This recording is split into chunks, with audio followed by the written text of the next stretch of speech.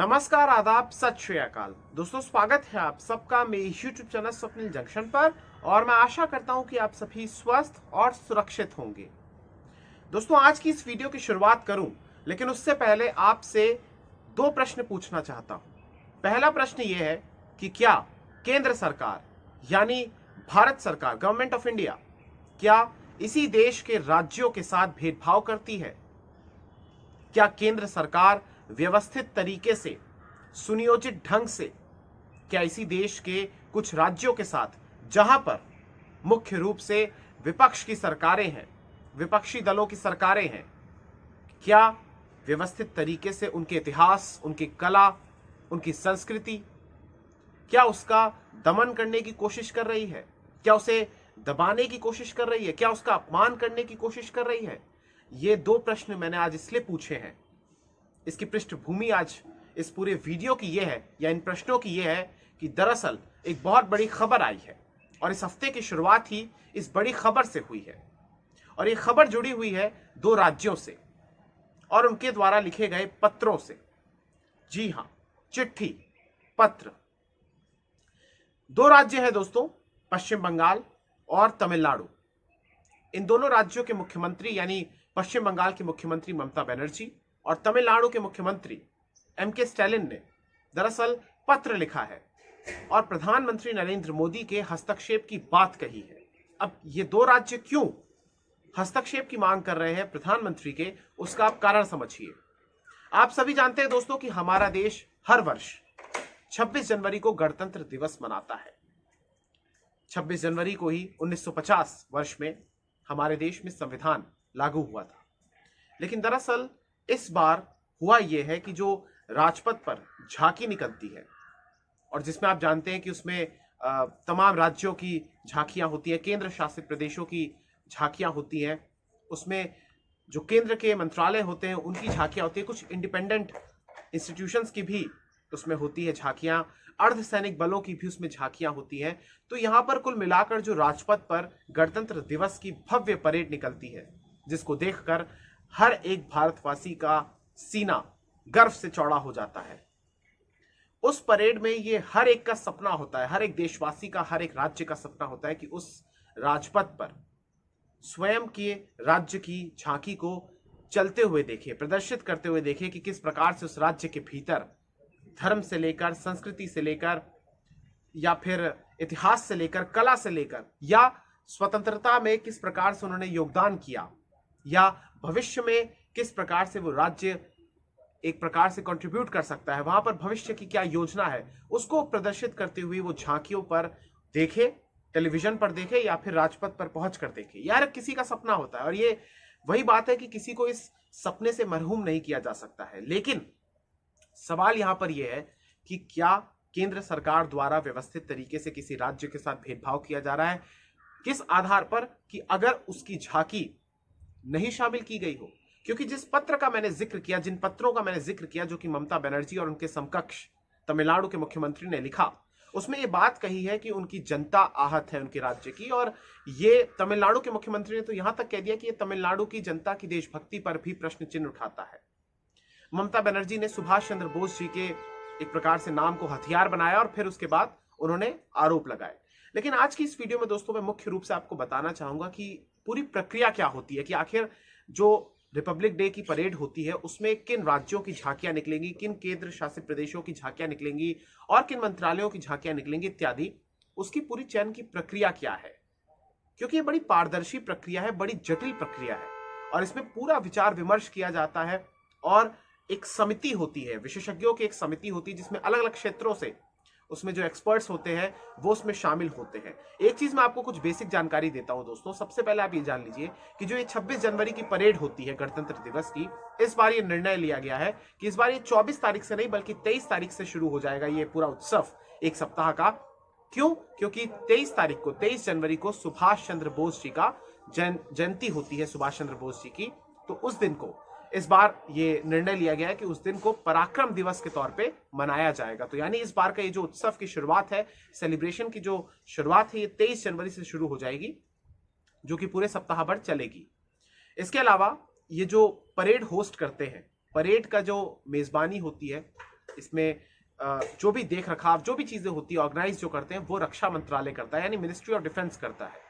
और जो चयन की प्रक्रिया होती है कि आखिर कौन सी झांकियां वहां पर चलेंगी, तो इसके तहत कुछ नियमावली निकलती है, कुछ बड़े सख्त नियम होते हैं और थीम होती है, थीम बेस्ड होते हैं, वो सब मैं आपको अभी डिटेल में बताऊंगा।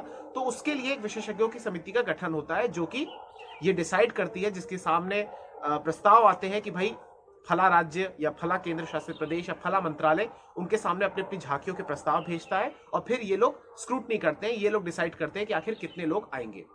इंडियन एक्सप्रेस की खबर के अनुसार मैं आपको बताऊं तो इस बार भी पिछले साल ऑब्वियसली 16 सितंबर को पत्र लिखे गए थे 80 मंत्रालयों को, 36 केंद्र शासित प्रदेशों और राज्यों की सरकारों को, उनके सेक्रेटरीज को कि भाई आप प्रस्ताव भेजिए कि आपकी झांकी इस बार किस प्रकार की होगी। और 27 सितंबर तक उन सभी को झांकियां भेजनी थी और फिर उसके बाद उसके अगले महीने स्क्रूटनी की प्रक्रिया शुरू होनी थी। अब इसके तहत हुआ ये कि दरअसल तमिलनाडु, पश्चिम बंगाल, केरल और समेत दर्जनों ऐसी झांकियां हैं जिनको इस बार शामिल नहीं किया जाएगा। कारण यही है कि वो उन मानकों पर खरे नहीं उतर सके होंगे। लेकिन इस पर पश्चिम बंगाल के मुख्यमंत्री और तमिलनाडु के मुख्यमंत्री ने पत्र लिखकर यह बात कही कि ये उनके साथ भेदभाव है। और ये वाकई में गंभीर बात है, क्योंकि कहीं ना कहीं मेरा ऐसा मानना है, मेरा निजी विचार है कि ये भेदभाव नहीं है। और मैं आपको आगे बताऊंगा क्यों नहीं है। क्योंकि इस बार ये 80 अगर मंत्रालयों को, राज्यों को, केंद्र शासित प्रदेशों को अगर ये भेजा गया है, जिसमें 36 केंद्र शासित प्रदेश भी शामिल है, राज्य भी शामिल है, तो सबके पास ये भेजा और उसमें से सिर्फ 21 का चयन हुआ है, जिसमें 12 राज्य और केंद्र शासित प्रदेश शामिल है।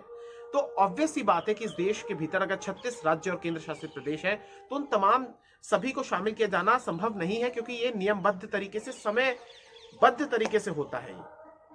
इसमें समय का अभाव भी होता है। और इस बार चूंकि कोरोना के साए में हो रहा है, इस बार तो मेजबानों की, मेहमानों की जो लिस्ट है या जो अतिथि वहां पर पहुंचेंगे, विदेशी मैं बात कर रहा हूं, वो तो है ही नहीं इस बार। लगातार दूसरी बार ये हो रहा है कि इस बार कोई भी विदेशी मेहमान इस बार हमारे गेस्ट नहीं बनेंगे। इस बार लोगों की भी संख्या वहां पर एक प्रकार से सीमित की गई है। 24 से 25 हजार लोग ही वहां पर शामिल हो सकते हैं कोरोना को देखते हुए। कार्यक्रम की शुरुआत भी आधे घंटे लेट होगी परेड की। तो बहुत सारे बदलाव हुए हैं। तो इसमें अगर एक राज्य या 2 राज्य या 3 राज्य या दर्जनों राज्यों को अगर शामिल नहीं किया गया, तो इसका अर्थ ये नहीं है कि ये किसी राज्य के साथ भेदभाव है या संघीय ढांचे को नुकसान है। और ये ऐसा नहीं है कि लंबे समय से इन राज्यों को शामिल नहीं किया जा रहा हो, ऐसा नहीं है। मैं आपको वो भी बताऊंगा कि कब कब पश्चिम बंगाल को शामिल किया गया और कब कब तमिलनाडु को शामिल किया गया और कब कब उनकी सरकारें रही, कब कब बीजेपी की सरकार में, एनडीए की सरकार में उनको शामिल भी किया गया। और ऐसे में कितने ऐसे राज्य हैं जिनको शामिल नहीं भी किया गया और वहां पर एनडीए की सरकार है, बीजेपी की सरकार है। तो ये भेदभाव नहीं है।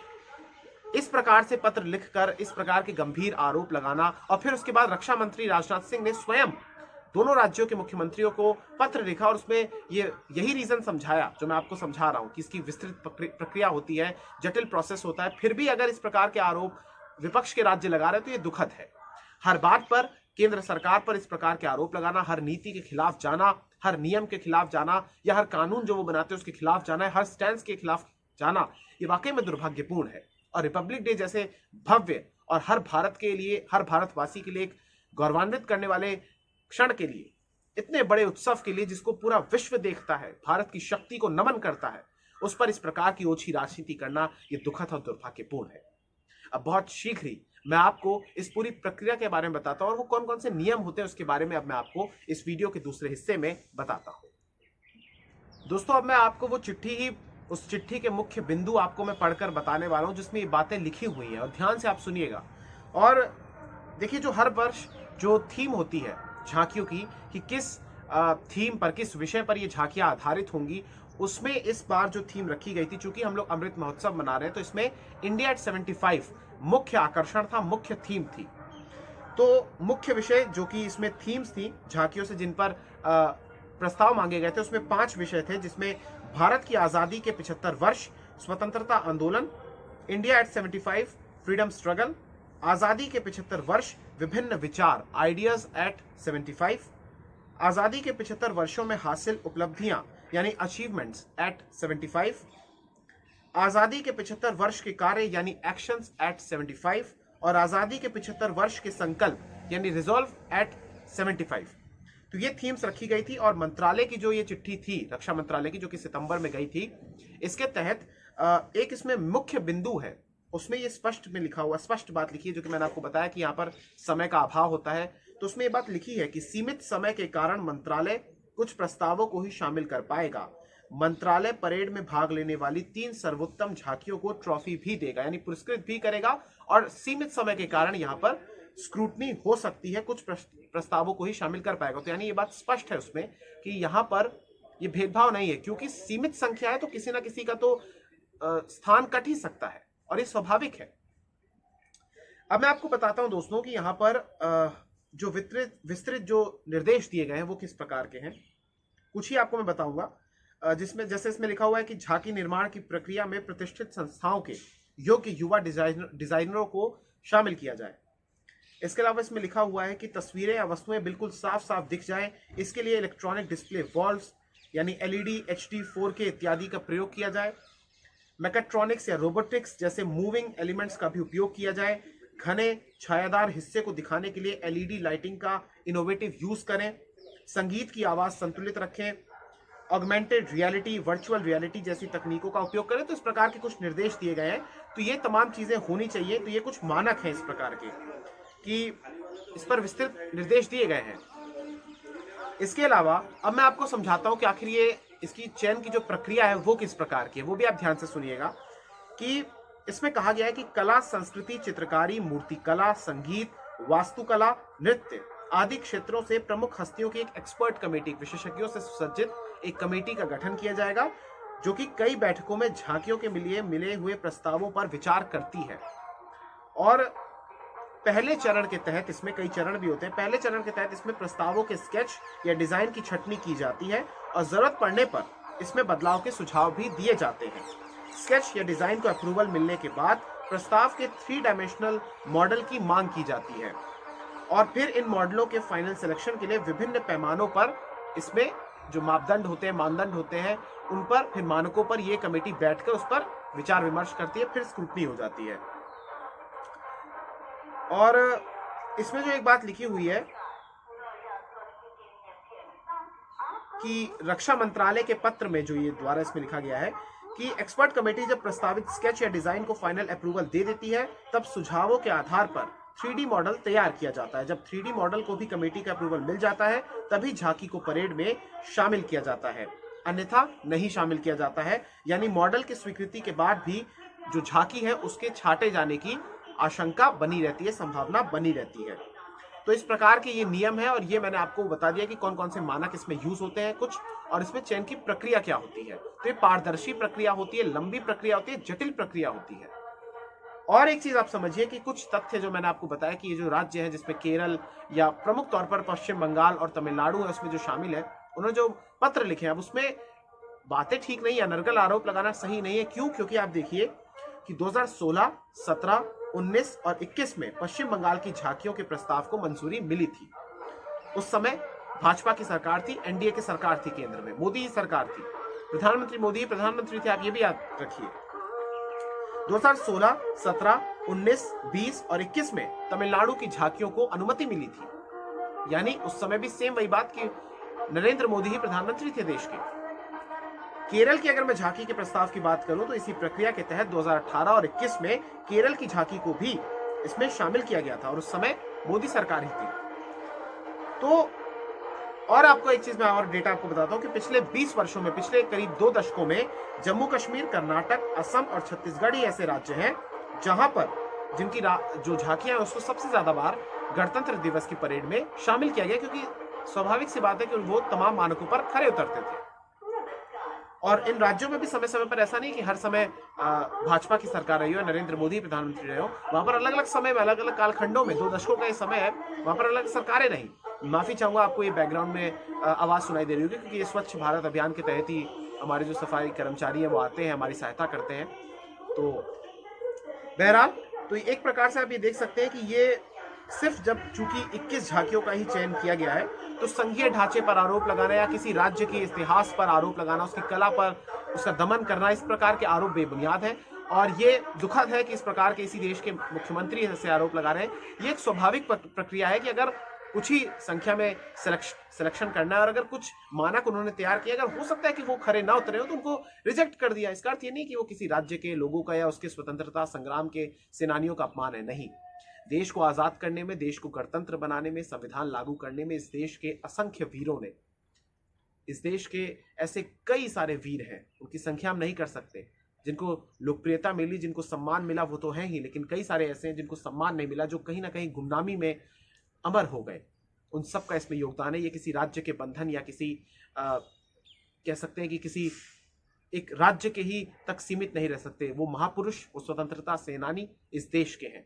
इसलिए इस प्रकार की राजनीति करना दुखद है, और विपक्ष के राज्यों को ये समझना चाहिए कि जो राष्ट्रीय पर्व होते हैं, कम से कम उसमें अपनी ओछी राज्य राजनीति से एक प्रकार से इनको समझौता करना चाहिए और उससे बाज आना चाहिए। बहुत बहुत शुक्रिया, बहुत बहुत धन्यवाद। जय हिंद, जय भारत, वंदे मातरम, इंकलाब जिंदाबाद, सत्यमेव जयते। नमस्कार।